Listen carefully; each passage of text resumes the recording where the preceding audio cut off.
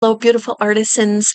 I wanted to jump on here this morning to answer a question, and it's a very common question. And I actually have it in my book so that you'll be able to have it as a resource if you're interested in the book.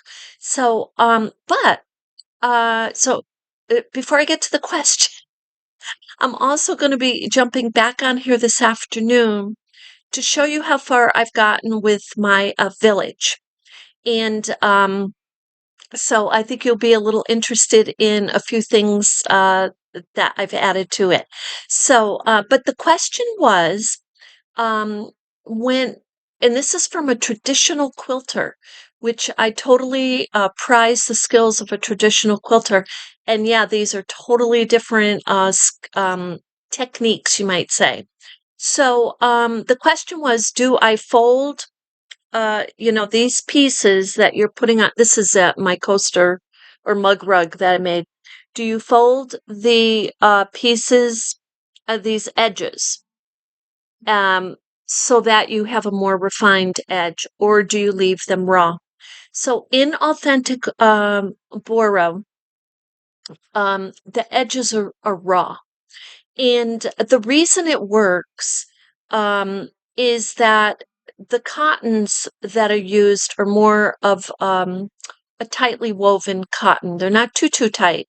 They're not too tight, but and they're organic cotton. But if they're too loose, when you sew, those edges will fray.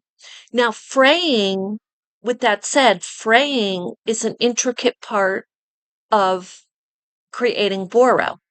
Sashiko stitching, the visible stitching, typically can be done in so many different ways and with a simple running stitch. You can do horizontal, you can do vertical, you can do both. You've seen me, and many of my pieces are overstitched.